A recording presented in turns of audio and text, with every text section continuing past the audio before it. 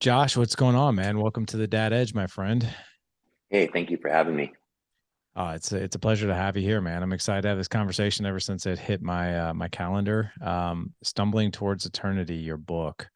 Very, very compelling stuff, man, and definitely came out of a lot of experiences in your own life. I'm really curious. I really want to start with your upbringing, even the hmm relationship with your own father. Yeah, well, I grew up in a depressed mill town, about 45 minutes outside of Portland, Oregon, in Longview, Washington. I kind of bounced back and forth. There's Washington, Oregon is divided by the Columbia River, and I bounced back and forth between this little depressed mill town called Rainier, Oregon, and then Longview, Washington. And my mom and dad, very young when they had me. My mom was 18, my dad was 20, and they were divorced by the time I was one. So I grew up in a broken home.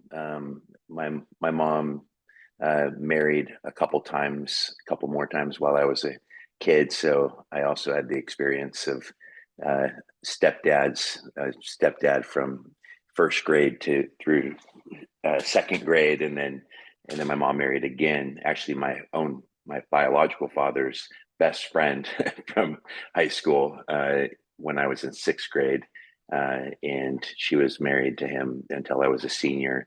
So I was a kid who I either had stepdads that didn't get me, or was a kid that was, uh, what they call them, turnkey kids, where my mom worked two jobs, and I would, I took care of my two younger brothers, and you know, very a lot of childhood experience without much adult supervision. so, Mm. which shaped me, and created a lot of anxieties. I was the kid that loved to dance and sing, and I was like a little break dancer and musician. I mean, that was my background before I even became a pastor.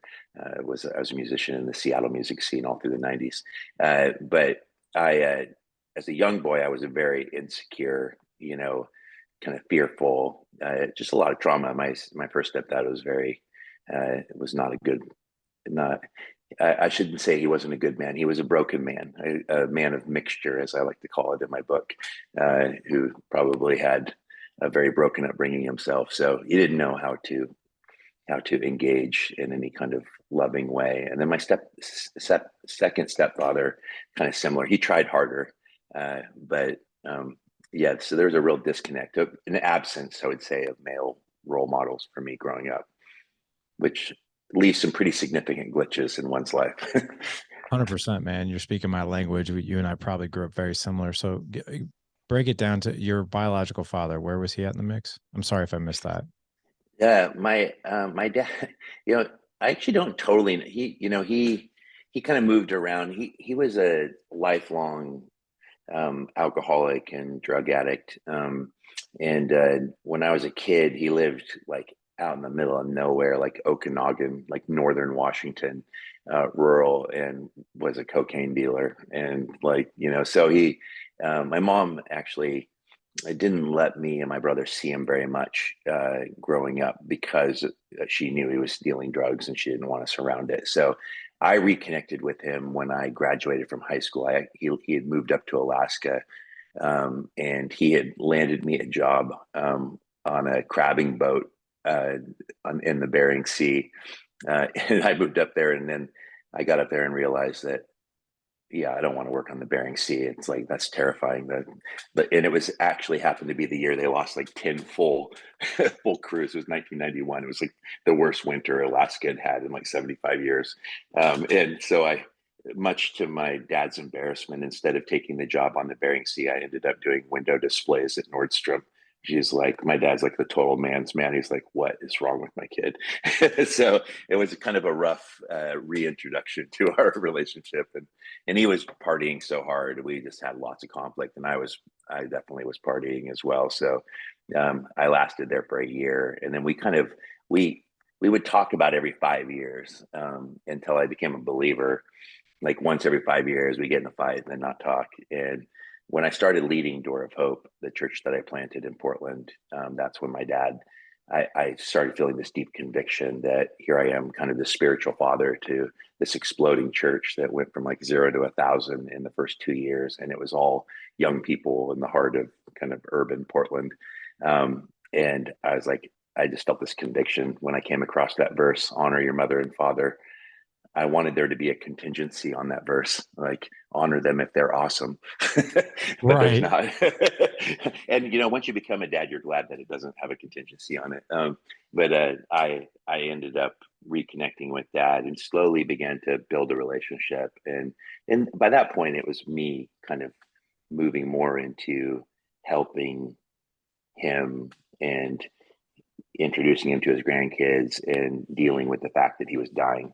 And so the last 10 years of his life, um, I kind of became one of the only people. He lived in isolation in a cabin by himself in Alaska, in Soldotna.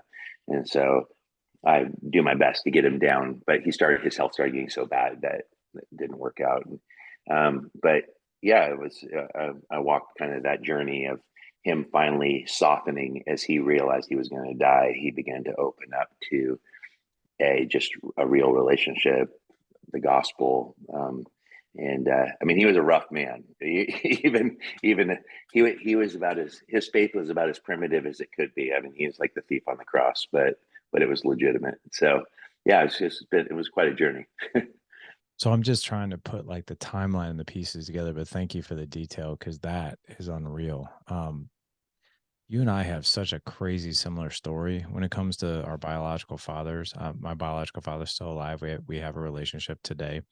I didn't really start a relationship with him until I was 30. So Hmm. pretty much one of the biggest reasons I do this mission movement podcast is to help all fathers so we could, from a kid's perspective, whether you're a son or a daughter, we can help avoid, experiences like you and I. And then Yeah. from a dad perspective, you and I are both fathers, and husbands. From our perspective, it's like, okay, I'm now in this driver's seat.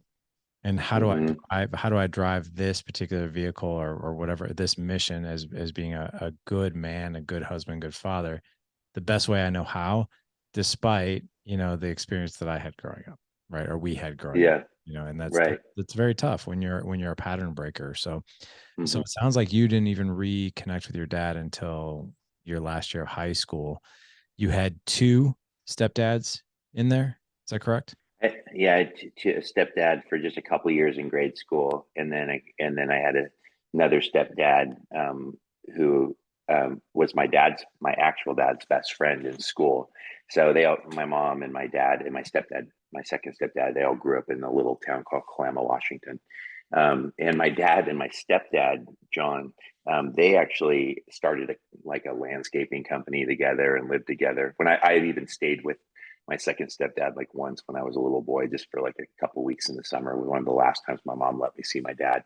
But yeah, by the time my mom reconnected with my second stepdad, him and my father were they had a falling out because my dad, of course, partied all the funds from their their company away. He was a compulsive gambler and such a serious alcoholic, and so it was kind of a disaster. So they weren't really on speaking terms by the time my mom married my second stepdad. And Gosh. then she left him when I was at the end of my senior year. So yeah, and Do you that's when I'm still that. see or Go talk to ahead. him? Do you still see or talk to him at all? My stepdad, Yes. my last no, I haven't. I talked to him. I think I talked to him like 6 years ago once because it was at a memorial for a funeral that I was doing for my grandfather, and he was close with my dad's family. And I talked to him on the phone because a friend called him to let him know that my grandpa had died, and that was the first time I had talked to him in probably 20 years. So I don't have much of a relationship with him Dude, yet. this story is unreal, man. Already. We're only 9 minutes into this interview. This story's unreal. The funny thing is, man, is your story and mine sound eerie similar. Some differences, but eerie similar. Yeah. When my kids ask me about my upbringing, same as you. I mean, my mom was married a total of 3 times. I did have a stepdad in there who adopted me when I was 5, and then he stuck around till I was 10, and then they got divorced, and then my mom was married again, and my kids kind of knew that guy for a while, and then my dad, and they're just like, so when I say my dad, the question always comes up, which one are you talking about? Yeah, Hmm. so like, because they're like, are you talking about stepdad, or are you talking about real dad? Are you talking about your mom's husband? So it's like really confusing to them to some degree. I mean, they're kind of used to it now, but I definitely feel, you're as you're going Yeah. through the story, I'm like, oh my gosh, this is like we're two peas in a pod here. In the book, because you don't, you especially like I use the name of my father in the book because I got permission from him because I was writing it, but up until he died.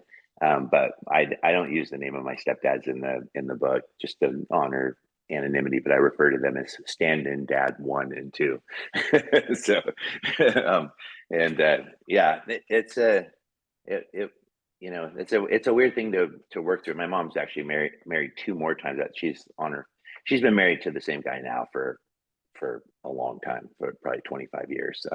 But it's hard to, I don't really even think of him as a stepdad because I don't really, other than when I see him on holidays. I mean, I'm close with my mom, but it's not someone I've had the chance to get to know deeply or anything. And so I think, yeah, my father-in-law has been probably more of a father to me than either my stepdads or my biological father. But I really came to love my dad at the end of his life, and you know and the Lord taught me a lot about what does it look like to really forgive someone, and not just forgive them, but actually be able to rebuild some kind of relationship, even in spite of the fact that he was a very complicated and difficult man that was plagued with addiction all the way till his death. Um, and I try to explore that. For me, that's why the cross is so central to even my book. Is like that. You know, I always say as a pastor, I don't know why we suffer, and I think it's a silly thing for Christians to try to figure out why suffering exists. We don't know why the serpent's in the garden before the fall. It's just there. And that doesn't really matter. What matters is that, do we believe in a God who's actually done something about it? I don't need him to tell me why I suffer. I just need to know that he cares about my suffering and that he's entered into it. And that's where the cross becomes very compelling. Um, and so I think that was the thing that kind of fueled my willingness to enter into a very complex relationship and do my best uh, to love my dad and be a conduit of grace in his life. And the thing with grace is that it's always unfair. And so this is one of the great testing grounds of like, if I could define it as anything, it would be love without contingency, and most things we understand in life have a lot of contingency on them. So, Yeah, there's, we like to toss around the terms, unconditional love, which I think just as human beings, like some of us that do place conditions and they show up as more maybe expectations. mm-hmm, Um, I am curious before we move forward with just before we move forward with about your book, there's one thing I'm really curious about, and then we can, and it's about your past. You're the oldest of 3 brothers.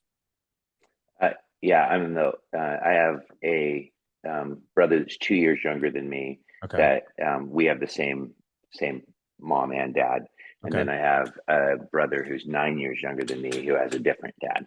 Um, and he's the one I'm closest with. But in some ways, I almost was like a dad to him because of the role that I was in when, I mean, my mom was single when he was born, and I just have always been very close to my little brother. So yeah. So I'm curious, like so I have 4 boys. My oldest is Hmm. 17. So, same age as your daughter. And I think he kind of views himself as, he's the lead, a leader, his little brothers Hmm. look up to him quite a bit, I think. And Hmm. I see, especially like my 9-year-old and 7-year-old, 15-year-old and him, I would say they're like tag team leaders. They kind of like lead the pack, lead the littles, we call it. But the littles really look up to those two, and they ask a lot of questions. And I'm trying to put myself in your position because I'm my mom and dad's only son. Um, Mm-hmm. but I had a variety of like stepbrothers that came through my life throughout my Mm-hmm. childhood. So it's kind of like depending on who my mom was with or married to and that kind of thing. Um, but having to explain things like that growing up, or even like, quite frankly, you said it, putting your father figure hat on and kind of taking the role in that a little bit. What was that Mm-hmm. like for you growing up? Yeah, I mean, for me, it created a lot of anxiety in me as a kid because I was caught. I think, I, when children need parameters, I mean, I think human beings we need boundaries.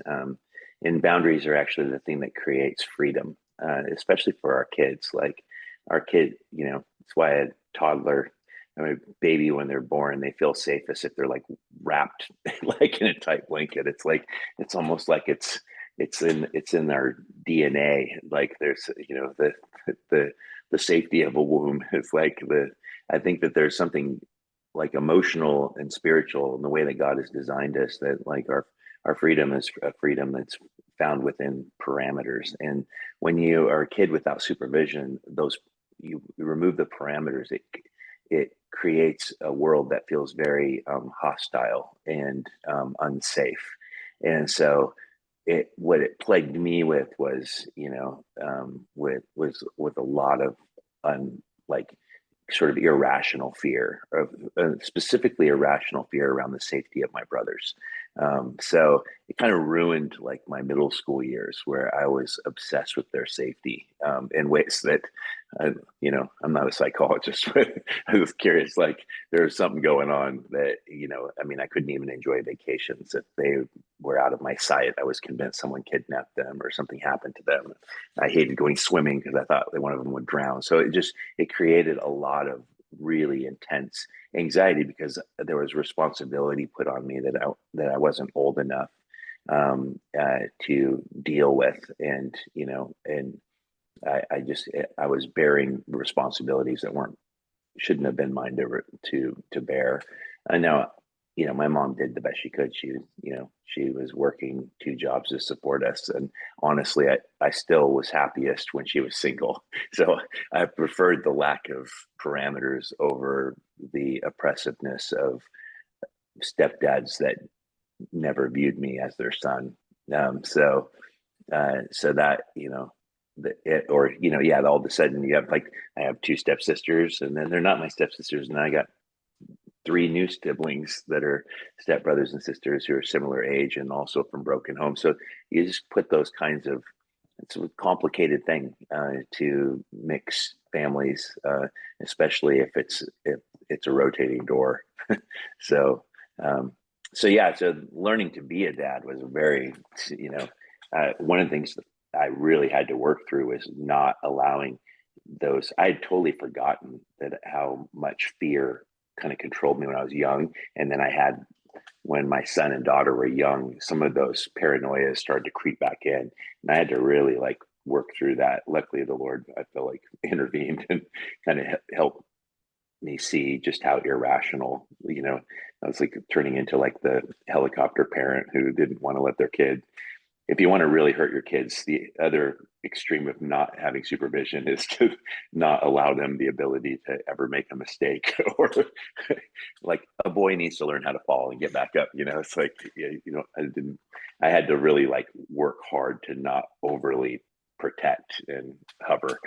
So, but luckily I have amazing kids who my daughter wrote me the sweetest Father's Day card I've ever gotten in my life. That made me like, oh, okay, this is why we do what we do. It's like, so it is possible to break the cycles for sure. I think it's harder, to be a pattern breaker, Hmm. because we don't really, you know what good doesn't look like. So, Yeah. I joke about it like this. I don't know if you've ever heard it like this, but if you're a pattern breaker, and you're trying to disrupt some of the bad things that happened to you as a kid, or the things that you just, quite frankly, just don't want to repeat, right? It's kind of like going to Lowe's and you're so excited because you just bought that brand new grill, and then you open up the box and you're taking out all the pieces, and then you get to the manual, and the manual says, here's 100 ways not to put this together, but everything else Hmm. you'll figure it out. And it's just like, holy crap, we don't go about anything in life like that. But if you're a pattern breaker, like you are, like I am, like many men are who listen to this podcast are, then it becomes harder because you're like, okay, I I feel the tremendous sense of urgency to get this right. I have to really design this and be super intentional about the decisions that I'm making. Hmm. And my hope is that I'm creating something better for the next generation, right? So Yeah. I applaud you for being brave, because the story, right, that we tell ourselves over and over again becomes our reality, and we see it all the Hmm. time. So like, we see guys who were brought up in homes like me and you, and then their lives are disastrous. And when you ask them like, what's happened, it's usually, well, I was raised in a dysfunctional home, so I really don't have any hope. No matter what relationship I'm in, it's always going to be dysfunctional. I'm not going to be able to communicate well. I'm going to be short on patience. So it's like literally this self-fulfilling prophecy of like the Hmm. story that you buy into. On the flip side, you can buy into the opposite of that. It's like you can be the pattern breaker, and when asked the same question, well, why are you doing what you're doing? Well, I have no choice. I have to break this pattern. I have to make sure that this is right. I have to make sure that this is successful, because like it can't turn out the way I experienced it on my watch. Right. So Hmm. ask the same question to two different people. One's a pattern breaker, one's the one who's just going to continue the pattern, and they'll both have a story to back that up, right? And both of them are 100% true to that person, and they're going to operate within that pattern. And the most difficult thing, my stepmom, I didn't meet my biological father till I was 30, and my stepmom and dad have been together for 40 plus years. And she's got a heart of gold, and I've talked to her very openly about like, you know, and she, and, we've all come together and we've all forgiven each other, my dad and everything. We've got this great relationship now and all that. And my stepmom one day sat me down and she's like, when it comes to the life of your boys and your marriage and all that, you're gonna feel the weight of carrying this cross. In other Hmm. words, all the change, all the uncertainty, all the hard work is gonna fall on you. You got to be, if you're gonna do things different and better, you got to be the one ready for that. And she's like, so that your kids don't feel that what you did. And I thought about that and I was like, yeah, that is the hard work. But the cool thing about that is, I think if you present that to a man in that way, like, hey, man, you ready? You ready to step up? Ready to do some work? Most guys, when asked that, they'll be like, yeah, like, let's go. Cause you kind of pull them out of that story of sabotage, right? And you put them more in that, like, hey, you can actually rewrite something here that is meaningful and beautiful, which you did, which I did, which a lot of men are doing. But out of your journey has come this book and your faith and the church that you've created and things like that. I would really love to know, when did the lights turn on for your faith and that journey? Yeah. Well, I didn't come to faith till I was 27.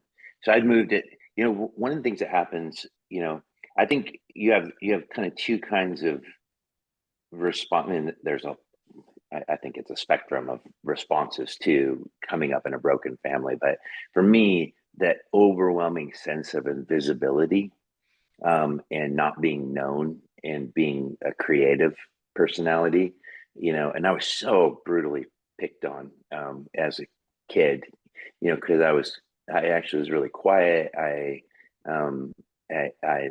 was like deeply interested in the arts in the kind of formative years when, dad would be teaching their kid, their son how to play baseball or, basketball or football. My mom was like, she loved to sing and, like we and like watch like dance shows on TV, like, some product of the 80s. And so, to move to then all of a sudden have a jock stepdad who is like forcing me to play sports, but I didn't grow up with it. So I'm like already in, I'm in puberty, and all of a sudden I'm being forced to wrestle and to play baseball. And all I wanted to do was learn how to play guitar and, focus in on things that interested me. And so that invisibility kind of cursed me to where when I became, a young adult, I moved to Seattle, at 19 years old, and I started to pursue music, and it created an ambition in me. But that ambition was a very unhealthy ambition. It really was an ambition to like, I wanted people to know me. I wanted to be known. I wanted to be famous. And that drive was so intense that by 22, I ended up with a major deal with Mercury Records, and we were one of the biggest bands in the Seattle kind of post grunge era. Like, so from No way. '93 to like, yeah. So like, I moved there in '93 when I was 19. Like by '96, I'd signed a record deal with a Portland label called Tim Kerr, and then moved into Mercury Records right when I met my wife. And we were kind of aligned to be like the next big thing, and we were doing really well on the West Coast. And my single came out the week after I got married in '97, and it flopped at radio. Uh, and Were you and the it just, singer? yeah, the lead singer, yeah, Man Ray, and I was like, uh, and I was just, I mean, that was my God, that was more important to me than my wife at the time. It's like like this is everything. It's like it became my identity, and so to have it like, and back then, now it's normal to see guys in their 30s and 40s even like making hit music. In the 90s, like if you were 28, you were like old, like you're done. So Totally, here I am, totally. like, yeah, 24 years old, and I'm like, my life's over already. I'm like, I just lost my record deal, and I was working at a record store selling my own record out of the used bin in West Seattle. And there was a mural of my band on the side of the building to like add insult to injury.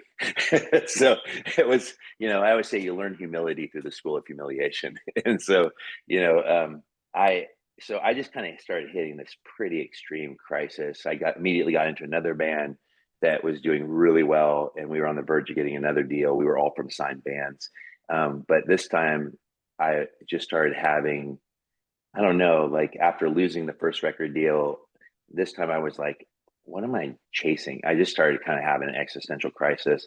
And my best friend, who was the guitar player and the bass player, both got hooked on heroin. And I was doing a lot of drugs. And I was like, man, I don't like the trajectory. We're going to get a deal and we're going to die. That's what I thought. And I quit the band. And like right before we were, like, I'd started reading a Bible that my mom gave me when I was 21. And I just started kind of curiously pursuing faith. And that led to, uh, that led to me kind of becoming convinced that maybe I was chasing the wrong thing. I was weirdly compelled by Jesus. Like I just found him fascinating. I just kept reading the Gospels over and over again, and I actually came to faith. I remember praying um, that if Jesus was real, just praying that, asking him to save me. And I would say that I didn't need uh, I wasn't looking for cool. I wasn't interested in like, there was like, that was the beginnings of like the emergent movement and attempts to like reach, a secular postmodern, demographic with, rethinking the gospel. I'm like, that was the last thing I was interested in. It's like, I had lived in the heart of cool for 10 years and it wasn't getting me anywhere. And I just needed someone to save me. I was like an AA, person. I'm like, I just, all I know is I need help. I need someone to help me. And I kind of came to faith just through reading a Bible. And then I found a little church called City Calvary Chapel. My wife was so freaked out at first. She was on the verge of leaving me before I came to faith because she was like, I thought I was marrying a rock star. And now I'm marrying a wannabe rock star who's, seems like he's in a constant state of depression. And then I get radically saved. And I was so excited. It's just like I was just trying to share with her. I thought I could like, argue her into heaven or something. And she was like, "Oh my God, at least before you were fun." It's like now you're like a weird Christian. And she had lost her only sibling to AIDS. So she didn't want anything to do with God. She's like, if there is a God, I don't want anything to do with him. And it was like a brutal couple years. But about a year into my faith, something clicked, and it was a realization that, you know, the beginning of the journey was like I found Jesus, but then it was still this desire, like now that I'm right with you, Jesus, now you can make me famous. Now you're going to make me a rock star. And it took about a year in for me to realize that, oh yeah, God doesn't co-plan our lives with us. Um, he's got a perfect plan. And for us, it might be quite difficult, but the question is are we willing? Jesus said, follow me. He never said where he was going. And he definitely didn't ask for advice on where he should go. So um, I, uh, I kind of had this surrender moment, and it was like that was the turning point. And my wife saw a legitimate shift in me that made her begin to believe, like, wow, if Josh can change that intensely, there must be something to this Jesus thing. And that's when she began to kind of open up to going to church. We got pregnant with Henry. And after we had our first son, like about 6 months after he was born, she had this radical, like, awakening to the gospel in the middle of the night while she was nursing. And I knew that serious had happened. And it was like the Lord, I don't know, the Lord's providence in our lives was it's very clear in retrospect, because 6 months after she came to faith, when I thought my music career was over and I thought I was just going to be painting houses for the rest of my life and trying to find joy in it, I got a call from Tooth and Nail Records that offered me a worship deal. And so that's when I started a band called Telecast. Um, and a call from a big church, Calvary Chapel in Spokane, asking if I wanted to be a worship pastor. So I ended up becoming a pastor and getting a record deal all in the same month. And that was Wow. in 2002. And from there, it was like a year at Spokane, and then my record took off, and I toured all of 2003 and four. Um, like I think I did 260 shows that year. We had one kind of major Christian hit that like I didn't know anything about Christian music industry, so it was like a complete baptism by fire. I was like, I just wanted to be Radiohead, so I wasn't so interested in being Carmen or Michael W. Smith. So, um, but I at the peak of our success, unlike the '90s when I was pursuing secular music, I I just felt like the Lord was telling me that I needed to be a dad and not be an absent father, because I missed my son's second and third birthday touring. And I quit the band when our single was like top 10. It had been like top 10 for like 3 months, called Beauty of Simplicity. I was on the road with David Crowder at the time. And I got off the road. I took a job at a church in California, and that's when I started preaching. I was there for 2 years before going back to Portland, and then started Door of Hope in 2009. So it was a pretty wild journey. That's so awesome, man. I mean, how cool is that journey? And your son and daughter, do they know like all about this journey? The story I'm telling myself is they absolutely probably know everything. Yeah, one of the things that's a key conviction for me, and I'm really fascinated. I do a lot of work for the Luis Palau. It's kind of the association. Luis died a couple years ago. He's kind of the Billy Graham of Central South America, and amazing evangelist. He was a mentor for me, and I started doing a lot of teaching for them when Luis got cancer. And one of the things I've been really thinking through as I travel and speak is, you know, why did the church get emptied out? Why was the church cut in half during COVID across America? And it's kind of a common story of like this great shaking and exodus, especially among millennials, which Door of Hope has been built on young adults. And I feel that one of the deep causes of that is that there's still what I call a Puritan hangover in American evangelicalism, that we believe this unfortunate, and maybe it's because I came to faith late in life. My wife and I have always had kind of a rawness to our faith, which is Jesus saved us from like we think the church should function more like an AA meeting, like we're broken people who have been saved by grace, and our actual transformation comes out of our willingness to be open about our brokenness. Yeah. And that even as born again Christians, everything we do is still mixture, because we still live in a sinful world, in sinful bodies, with sinful minds, and even filled with the Holy Spirit. When I'm preaching, it can be a powerful message where, a bunch of people get saved. I'm still wondering if, you know, I look okay, if people really like me. Right. So all the fears I had as a kid, all the brokenness of not growing up with the dads, those things still haunt me. They don't go anywhere. It's just a matter of like there's there's a new there's a new foundation by which I can I can actually enter into those things and not be destroyed by them. And so for us, I really believe that one of the deepest needs, and we've tried to model this with our kids, is just be absolute, like just be so quick to confess failure, to let them into your brokenness. It doesn't make you weak; it actually makes you stronger in their eyes. And I try to do that with the church. Like, so this will be an example. I'm driving to church and a cyclist gets in front of me, and I can't stand cyclists. And if your listeners are cyclists, I'm sorry, but I live in Portland. It's everything is like virtue signaling here. And so I'm trying to get around this cyclist, and they're like in my way, and I end up like getting so mad I practically force this guy off the road, and he flips me off, and I get so mad I flip him off. I like right back as I'm driving to church to preach the gospel of the church I planted. So I get to the church and I go inside and I get ready and I come outside to greet people, and I see the stinking bike in our bike rack at the church.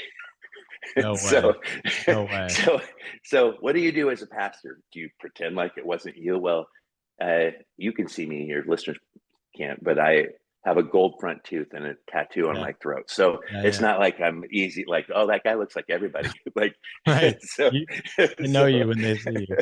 Yeah. yeah. So I just like, the only thing I could do is just tell the church the truth. So I got up and I said, you guys, before we start, I got to tell you what happened. Oh And my I'm God. like, and I think you might be here, and I want to just ask for your forgiveness. But I also want to tell you, you shouldn't ride in the middle of the road. It's rude. But honestly, that kind of like a pastor to like, did you just admit to the congregation you flipped Yeah. off a cyclist that you tried to Yeah. run off the road? It's like, yes, because you can't get out. That's why Jesus said, whoever's angry with his brother commits murder. It's like that. What he's saying is not, don't get angry. He's saying that everybody's a murderer. So cast yourself in dependence upon me.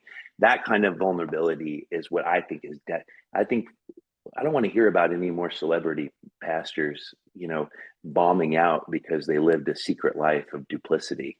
It's like, I think what the world wants to see is not an ideal that we ourselves can't keep. What they want to see is an honesty and a dependence upon a Jesus who we believe is bigger than our brokenness. And so that's a huge theme in my book, and it's the thing that actually brought about the reconciliation with my dad, and ultimately brought him to the Lord before he died, which is really amazing. This vulnerability thing with kids. So, um, I was raised mom and whoever she was with at the time, stepdad, boyfriends, live-ins, whatever. I'm the parent, you're the kid, shut your mouth, do what I say, not what I do. Mm-hmm. And even when I knew that there was like wrongdoings, right? Because I think as a kid, you're like, wow, I don't know if that was really right. And I'm Right. not saying kids don't screw up, because of course kids screw up. But I will say that, you know, we can earn more credibility when we are imperfect, vulnerable, and authentic with our kids, and we're humble. So, Mm-hmm. I mean, I've said this many times on the podcast, but I remember, being raised, and, things would fly out of my mom's mouth or whoever she was with or whatever. And I'm just sitting there thinking like, you, you don't, you don't even do this. Right. Or Mm-hmm. like, like I remember like, my dad one time being drunk, and this is my stepdad. I think I was 9, and he was just like going off the rails, like screaming, yelling, saying all kinds of like, I'm just like, holy crap. And then Mm-hmm. woke up the next morning, and, you know, he acted like nothing was wrong. And I was like on pins and needles, and I'm like, and he's like, what's your problem? I was like, all these things that were said, and all these, you said this and you said this and you screamed and yelled this and then you said this. And he's like, no, no, no, no, I didn't. I would have never Mm, said that. I would never do that. And who are you hmm to say that I would? And as a kid, you're like, oh, and this is your parent, right? And you're like, hmm maybe I am crazy. Maybe it was Yeah. me. Like, I don't know. Like, and then you grow up and you're like, wait a second, no, that's not the way it went down. Right. So I think as parents, we can always earn way more credibility and even a tighter connection with our kids if we are imperfect, if we don't have all the answers. If we I had to do it. We were on, it was Father's Day yesterday, and we were on our way back from a trip, and the kids were acting a fool, and nobody was listening to mom because mom was saying, hey, we're going to stop off here and we're going to get this, we're going to get that, and blah, blah, blah, blah. And like, and nobody was listening. And hmm I just turned around, and who was in my view but my 15-year-old? Nobody else was in my view because I turned and he was like right over here.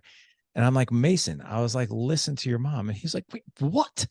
He's like, I'm not the only one not listening, Dad. Like, like Yeah. typical kid would. But yet I said him in particular. And then I zoomed out and I'm like, oh yeah, and no one's paying attention and everybody's acting a fool. But yet I just pinpointed him. And I, and then of course, like there's a part of me that kind of wants to defend that. I'm like, yeah, but you were doing this. He's like, but I get that, but why just me? And then they went inside. I was filling up the tank of gas, and I was like, that was dumb. It was so dumb. Like, why would I go after just him? And so immediately I walked in there after getting the gas because I was going to get a bottle of water, and I looked at him, and I was in front of everybody, my wife and the other boys. And I'm like, I'm sorry, man. I was like, it wasn't just you. And I turned around, I just saw you, I said you, and I probably made you feel like I was calling you out and you out only. And he's like, yeah. I was like, I right. apologize. That was a miss. I was like, I'm sorry. And then we laughed and we hugged about it. And I knew that that was like, and then I turned to the other three boys. I'm like, hey, we all need to listen to mom when she's talking. Okay. And, it was one of those moments that I know I earned more relationship credit with him, more, what do they call relationship capital with him hmm by doing that versus the other way around, being like, well, I saw you and you weren't listening and blah, you know what I mean? So I love that humility factor, man. That's really cool. My my daughter wrote in the card to me. She's always been very thoughtful. Her name's Hattie. In fact, there's a story in the book that's really key to the book about, I believe that the Lord used Hattie. The first time I flew my father down to meet the grandkids, it was 7 years ago, and he had never met them, and he was really nervous, and he was, and I was telling Hattie, like, listen, when Grandpa comes, she's 7. Oh, it would actually been longer than that. It would have been like 9 years ago, because I think she was like 8 years old. And I said, listen, when Grandpa comes, like, he chain smokes, he's a drinker, he has a foul mouth. And I'm like, don't say anything to him about his cigarettes, baby. You promise me. And she's like, he knows it's going to kill him, doesn't he? And I'm like, he does, and he does not care. So don't say anything. So I pick him up, and she's like, it was so cute. Before he came, she's like, Daddy, I love Grandpa. And I was like, and me being the awesome dad I am, and I think there was irritability because he was being so complicated whenever I talked to him on the phone about coming down. I'm like, I'm like, I'm like, how can you say you love Grandpa? You haven't even met him. That was my awesome father response. And she goes, I love him because he's your dad and he's my grandpa. And I'm like, I just thought of that out of the Dude, mouths that's of amazing. babes. Yeah. So I fly him down and I drive him up to the house, and he was a curmudgeon. He was so filthy. I didn't look like he had bathed in like 2 weeks. And he was chain smoking, nervous. He drank little mini bottles of vodka the whole drive. So we get to the house, and he had had 2 strokes, and I didn't know this before he had come. And he was like walking with a walker, and and we pull up, and I could tell he was just really nervous to meet the kids. And I think my dad was a very handsome young man, like naturally muscular, kind of looked like a more handsome Kurt Cobain, or like Heath Ledger or something, long blonde hair, like quintessential 70s, like handsome hippie guy. And he is rough. Like I always describe him as a more weathered version of Willie Nelson. So Oh my God. Is that like even truck, possible? yeah, like trucker hat, long hair, like always camel red hanging out of his mouth, like just dirty. And Hattie runs up to the door of the car when we pull up. She'd been waiting on the front porch for him for over 30 minutes. And she opens the door and she's like, "Hi, Grandpa Al. I'm Hattie. I'm so glad to meet you." And he's like, "Well, hello there, little lady." And he claimed all the way to his death that when Hattie touched him, that it was like electricity entered his body. Now, the funny thing with my dad is not woo woo or spirit. He did not have a spiritual bone in his body. Like, the man is truly a creature of the earth. And so for him to say that was a big deal. And so she walks him alongside him all the way up to the front porch. And sure enough, right as we're about to go inside, he goes, "Little lady, your grandpa's got to have a smoke." And I was like, "Oh no, here's the moment of truth." And so he sits down on his walker and he pulls out his Camel Red and lights up. And Hattie looks at me, and then she looks at her grandpa, and then she looks up at her mom, and then she looks back at her grandpa, and I'm like, "Oh no, she's going to bring up Smokey with him." She was fiery, and instead she just looks down at his shoes and she goes, "I really like your boots, Grandpa." And he says, "Well, thank you, little lady." And he goes, and she goes, "I love you, Grandpa Al." And he goes, "Well, I love you too." And he got, for just a moment, he got like kind of teary, which is not my dad. And it was like he had this look in his face, like he wanted to be anywhere but there. And at the same time, he never wanted that moment to end. It was like unbearable to receive love like that in that moment. And man, it was just very powerful moment of just like such a picture of grace. And I actually believe that was the seed that was planted that helped him come to faith later. It was like, if God loves me more than that little girl loved me in that moment, then he must be real. But yeah, very, very, very beautiful thing. And Hattie wrote to me yesterday. She said, your your imperfections and your honesty about those imperfections is what has created for me and Henry a perfect home. Mm. And it was just such a beautiful thing that she wrote about Darcy and I, just being honest about our brokenness and allowing the kids into that in a way that it created actually a sense of safety, and that this is a safe space for us to be who we are. That's so cool, man. I really want to wrap the show with um I love these stories, by the way, because really what you're portraying is this imperfect, authentic father that's a human being, right? Mm-hmm. And I think the more that our kids can see that side of us, the more connected they're going to be to us. The more that, and here's the other thing too, you're a spiritual man, so am I. The more we can give ourselves grace as men, as fathers, that we don't have to be like perfect all the time, that we don't have to put all this pressure on ourselves, that, we're not less than if we screw up here and there, that's grace, right? And that's a Mm-hmm. beautiful thing to have as well. And that's, quite frankly, if you're a faith-based person, you believe in grace and the power of grace, right? And Mm-hmm. yet it's so hard for us to do that on a daily basis, when we're leaders of our family. And you know but I would really love to just conclude with, if you were to wrap a message up for a man listening to this podcast who's raising kids, right? Putting food on the table, working really hard. Perhaps he's in his car right now on his way to a job, and he's listening to this. And there's a part of him that's just like, man, just give me something to grab onto here, Josh. Give me something that I can take and I can run with, that I can maybe make a part of my repertoire or who I am. What would you tell that man?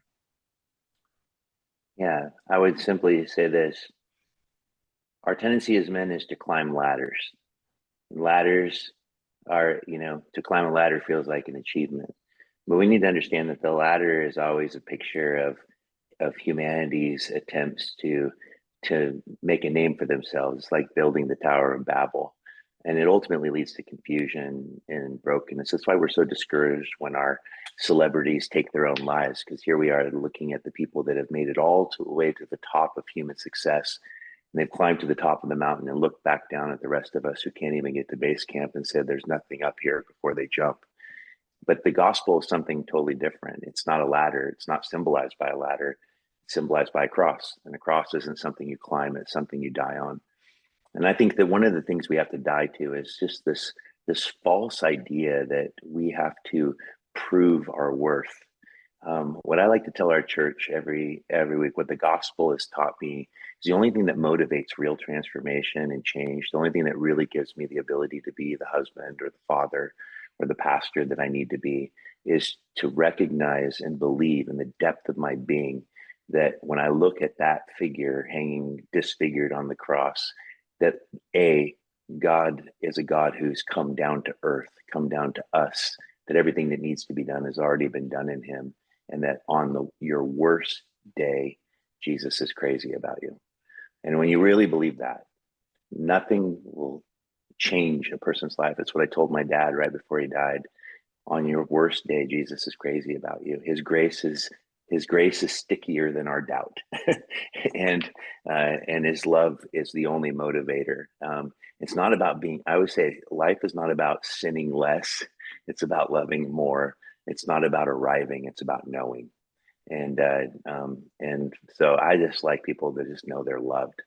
I don't care what a mess you are, no matter how deep a hole you've dug. God's love goes deeper still, and that honestly will turn us into the men that will make us the manliest men, when we actually receive that love, and we're not trying to perform for an audience that isn't there, but we're actually motivated because we're loved even when we blow it. And I think that's what men need to hear today. 100%. I think one of the, bringing this back to spiritual aspect, and maybe I want to be careful with this comparison, but when men screw up, we want to be the first one to crucify ourselves. Like we give Yeah. ourselves very little grace. Like Mm-hmm. we're so hard on ourselves. Mm-hmm. And I think that's good to a point, to be vigilant, right? About, the level that we operate at, but Mm-hmm. not to the point where it decimates us. There's got to be Yeah. this balance between the two. I think that the freedom is found actually in the quickness to confess. Mhm. And the quickness to confess actually flows out of a belief that I'm confessing to a God who I know loves me and is not disappointed in me. The confession is a way of, in fact, confession then becomes the place where I meet God most powerfully. It's because I'm being honest. You can't come into the light without the light revealing the darkness inside us. And I would say the closer you get to Jesus, the more broken you will see yourself. And so, but it's also the thing that refines us and purifies us. And so, yeah, self-hatred and this idea that God is, sitting up there with an iron scepter ready to smash your head in every time you blow it is not a motivating, you know. It's like the guy that commits suicide in Full Metal Jacket. The God is not like the cruel sergeant, who's telling you how terrible you are. He's saying you're loved. I already know you're a mess. That's why I came. If you weren't, I wouldn't have had to come. So I think that's the beauty of the gospel. Are you a fan of The Chosen? You know, I I guiltily I mean everyone I know loves that show and has watched it. And I isn't the guy that plays Jesus. He plays Lonnie Frisbee in the Jesus Revolution too, I Correct. think. But yeah, I have not seen it, and I heard it's really beautifully done, and it's well reviewed, and part of it's because of the rich character development. But I heard that Jesus's portrayal is really good in it. So yeah, I need to watch it. I feel, and I'm a big film guy, and so I feel Yeah. bad that I haven't seen it. It's Watching things that I probably ought not to be watching. Like Succession. Yeah, right, right. Which is still a good show. It's a great I'll, show, the I'll greatest tell show. it is. It's very good. I've seen a couple episodes. I haven't. I'm one of those people. My wife jokes with me, like she's like, "You turn the TV on right before we go to bed, and 7 minutes later, you're passed out." You're Like, I don't asleep. know why you turn it. So I You turned it. sound like a dad. I am. But I will tell you this: The Chosen, man, is it good? Like I stumbled upon it. I knew it was there. I watched an episode, and it was the first episode that really drew me in. And I was like, wow, this is pretty fascinating. And just the film, like how Dallas Jenkins did it, and it's like this beautiful character development of all the apostles, of Mary Magdalene, Mary, Jesus's mother, Jesus, John the Baptist, all these people that are in the Bible. And then fascinatingly, so now when I go to church and I listen to the gospel according to John, I envision it's John from The Chosen. So for me, even Mhm. though it's true or untrue, but it helps me put somebody who wrote something in the Bible with someone that I can, they make the show very relatable, right? Mhm. Because even I remember growing up learning about, the apostles and the Bible. I went to private school, majority of my childhood. And I remember like, oh man, the apostles must have just knew what was going on the whole time. And they were just really, really, they never did anything wrong, and they just didn't question anything. And and they were just like, I don't know what's going on. Do you? No, I don't either, but I'm going to go ahead and follow this guy because I believe in it, so I'm just going to keep going. And just how uncertain they actually really were, right? Yeah. And it was just it just put more a, like as a human being, you could relate to some of the things that they were going through, the way that it was portrayed in the show. Mhm. And Jonathan Romy does just such a great job playing Jesus. I can't even. I mean, can you imagine being like, all right, hey Josh, here's what we're gonna do.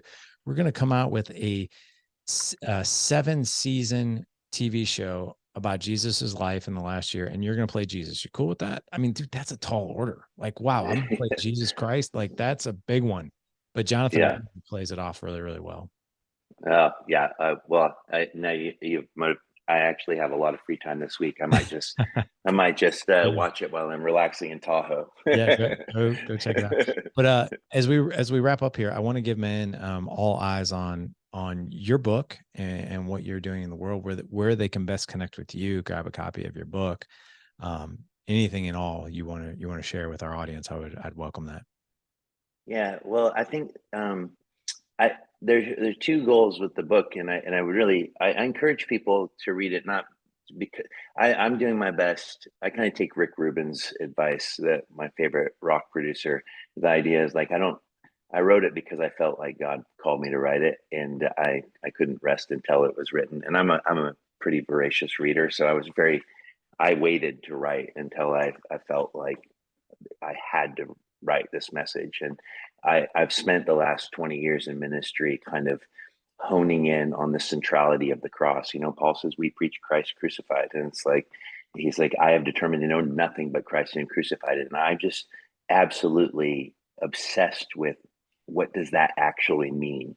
And this book is an attempt to explore what that means in the context of real life. So it deals with the reconciliation of my dad, um, in the light of the 7 words from the cross. And I think that I think even if you have a listener that's not a Christian, because of the memoir pieces, I found that it, it's I think it is a helpful book on what does actual forgiveness and reconciliation look like, without diminishing the fact that there's real pain and real hurt. I don't try to downplay the like legitimate suffering, um, and I try to be fair, and look at everyone through the lens of grace. Even people that hurt me, I try to look at it like, well, they were hurt. We repeat patterns, and so I try to humanize everyone and not play the victim, because we live in a hyper victimization culture, and I don't think it's helpful.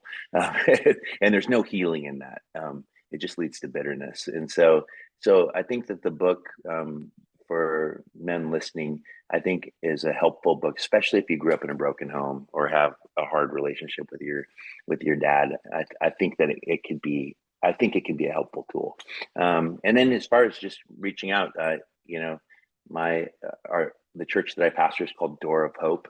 And if you ever heard the Bible Project with Tim Mackey and John Collins, that actually came out of Door of Hope. Tim used to be one of my pastors, Really? teaching pastors. Yeah. So um, you can actually just email me at Door of Hope, just Josh at doorofhopepdx.org. And I get guys asking me questions from all over the country all the time that follow us because they discovered us through the Bible Project or through music or whatever. So I still release music. We have a record label at the church. I like to refer to myself as a lowbrow Renaissance man. There you go. I love it, man. I love it, man. Very So, cool. Well, guys, you won't have to look far. We're gonna have all the links in the show notes for Josh. We're gonna have a link to his book and website and social media handles and all that good stuff. If you head on over to thedadedge.com/432 for this show, again, thedadedge.com/432. Josh, thank you so much for coming on and sharing your message today. It was incredibly inspirational, and I wish you the best, man. You're in my thoughts and prayers, and keep inspiring, keep doing what you're doing. hey, thank you so much for having me. I really appreciate it.